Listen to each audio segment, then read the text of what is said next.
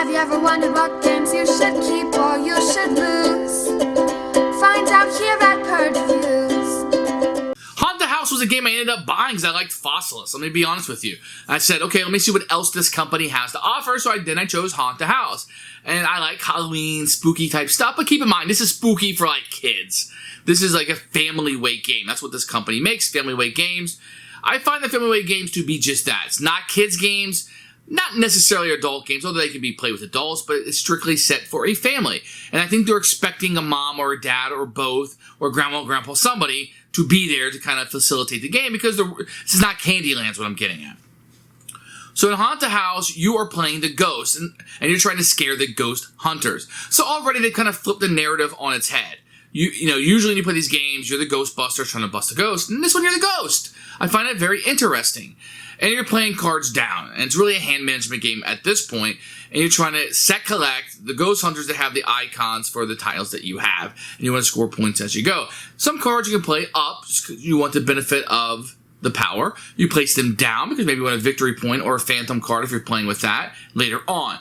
And you want to kind of bluff people. You want them to think they're playing cards they want down, when in reality that you're not. And then when they do the boo and they twist them over, they don't have enough cards. And it's a very interesting game. It's very short, very straightforward. The bluffing in it kind of keeps it interesting. I think the theme of it kind of keeps it interesting. And I would add those phantom cards in as soon as you can. If you're playing with little kids, yeah, you probably don't want to add those phantom cards in. But as soon as 8+, you're going to want to add those in. They're going to add a little bit element of strategy to the game. Haunt the House is a great family spooky game. Play this game around Halloween and you are going to have a blast. We really like this game. The artwork is cute. It's not scary at all. I mean, if you have a kid that's really scared of anything, maybe. But everything is played for like Casper the Ghost type humor, or even simpler than that. Nothing here will spook, no gore, no nothing like that. A great family game, one I can highly recommend. And this is a company to watch out for, you family gamers. This is a company you need to be watching. For us, absolute keeper. This is going to be played every Halloween and in between also. Here's Haunt the House by KTBG. And it has a spooky house on the front of it, which is really neat. You're going to have an instruction manual, which we'll take a look at in a few minutes. You're going to have any number of components. There's going to be no insert in here. We'll take a look at everything as we go through. So here are the tokens in the game. These will be your victory points, will be the skulls. These represent just 1. These will represent 5. And these you have some blue tiles and some red tiles. And they would just have different little items or icons that you're trying to collect during the game. These are all very thick, very great quality. So each player will get their own little miniature here. Each one is a little bit different. There's not a lot of use for this in the game, to be honest. But here they sit anyway. They all have a little bit of silk screening on. Everybody will get their own set of cards. And these will have just different icons that you'll be using in the game. Very good quality. The different will be the design on the front. You can see it's not only a color, but it's a different design on the front that you'll have. Everyone will have the same icons, and the backs will be the same. And then you'll have these little ghosties that you'll be using, and they're super cute. You're just going to get 2 decks of cards. You're going to have the Ghost Hunters, which will be here, and the Phantoms that will be here. And the Phantoms are an advanced part of the game that you can have. They will usually give you victory points or have different little monsters on them with little actions. Now, the font on these are a little bit small because they're trying to show off this wonderful artwork that it has.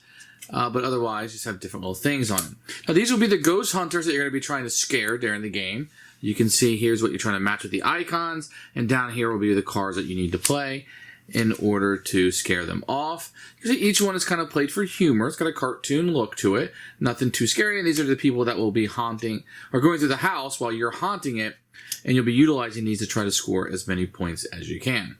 So these are the 9 locations you'll have during the game. You can have the attic. Each one will have a place for one of the ghost hunters to be put on there, like so. And then you'll see this is where you can play the cards. You have some artwork here and the power located for the area. So you're going to have the attic, the laboratory, the trophy room, the dining room, the clock tower, the observatory, the root cellar, the drawing room, and the library. It's also important to notate that if you ever see this signal with this little guy here, it only signifies like a take that or an aggressive one. So you can always just take these out. So in this case, it says pick one, player, peek at their hand, and steal one. So you can just take these out of the game if you don't want that aggressive take that kind of play. To set up the game is very easy. You're going to shuffle these up, and based on the number of players, you're going to put a number of these out on the board. Now, you want to make sure that you always have some space underneath them because you're going to be playing cards to these locations. So I'm going to set these aside and just show you how one of these works. Each player will be given a deck of cards. You shuffle these up, and you draw 3 from the top of the deck, and you're ready to start playing. Each of these areas will have one of these ghost hunters on it, and this will be set up. And if you want to play with the phantom deck, which I'll show you how to, you can shuffle these up and set them nearby. Each player will also be given a red and a blue tile at random, and this will tell you icons that you're searching for in the game. These will help you with scoring, and I'll show you how these work at the end. On your turn, you can do one of 3 things, and you can take 2 actions on a turn. If you have 0 or 1 cards, you can draw cards from your hand up to 3 cards. So if I didn't have any cards in my hand, then I could draw up to 3, and that would be one of my actions. Another action you can do is play cards to match this. So if I wanted to play a card that's invisible, that's fine. I could take a card that matches. This one happens to match the icon. Or I could take one that does not match and bluff other people and put it face down in the area. That would be the entire action. Now, the third possible action I have is I could play one of these cards that matches the icon as long as there's not one already showing up. If there's one in this deck, that's okay. I can't see it, so I'll just place one that's visible underneath it. So since I played one that matches here, that icon, I can take this action up here. Peek at one room's invisible scare. So maybe this room or another room. I can peek at the invisible scare, see what's there. It gives me a little bit of information, and I would put it right back down where nobody could see it. If on another player's turn they were to play one that matched it, they could also utilize the power. And they couldn't play this one because it's already here, but they could definitely play one of the greens that requires 3 of them. So those are I can either take actions, and I've shown you all 3 of those, or you can try to do a boo. If you want to do a boo, you just kind of put your ghost on the location signifying I'm going to do a boo here.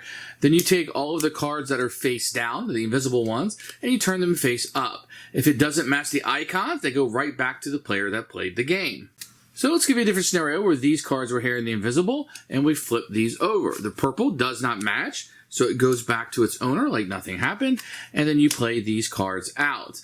Now, if you played any cards that were invisible that were usable, then you would gain a skull or a victory point for doing so. Then you look to see if you have sufficiently scared it. Let's say we had not. That these cards do not equal. There's 1 of these, but there's only 2 of these, and it requires 3. Then I could play cards from my hand, and that would be a legal move at this time. I could play as many cards as I want to solidify this. If at this point we're able to score this because all these have men, take my little guy back. This person will go in my scoring pile, and if 4 of these are scored, the game will end. If you have 4 of these, or in a 2-player game, 5 of these, the game ends and you add up the score. These cards are all discarded to go back to the player that had these. In this case, they go back into my discard pile. So let's talk about scoring at the end of the game. Let's say I had these 4 cards and the game ended and we're going to scoring. So you would score any victory points that you have based on these cards, and you would score any of the skulls that are victory points that you've been able to collect during the game. Then you're going to score for the icons on the card. If I had these 2 tiles from the beginning of the game, the orange crowbar and the flashlight, then I will be scoring crowbars and flashlights. So this lantern, this map, will score me no points. Even though I have 2 lanterns, I'm not going to score many points because they don't match my icons. Then I will count up how many of these flashlights I have. I have 1, 2, and I would multiply it by 2, so those would be worth 4 points. I would look at my crowbars. I still have 2 of those, so I would score, there's 2 of them, so I would score 4 points for those also, for a total of 8 points. 9, 10 for my skulls, and if I had 1 skull from a play earlier in the game, then I would have 11 points. The game does give you advanced play with these phantom stacks. So normally, when you play a card that matches the invisible, you would have a free victory point. In this case, you could still take the victory point, or you could put your ghost token on this card. Then everybody who correctly put an invisible token there would get to draw 2 of these cards. You would keep one, putting the other one in a discard pile, and this one would go into your hand. That's how you'll be able to collect these. Now, these cards will do different things for you during the game. Now, if they have victory points on them, or negative victory points, those only count if you're able to play them during the game. If you keep them in your hand the entire game, then they're worth nothing. but these cards normally will do different things for you. Play when finishing off a boo. Pick a visible scare from any other room and use it as if it were in your hand. Let's see here. Nobody may boo until your next turn, but it's worth a negative point. Shapeless. Discard any number of scares, then draw the same number, +2, but it gives you a victory point also. This one says draw 3 scares.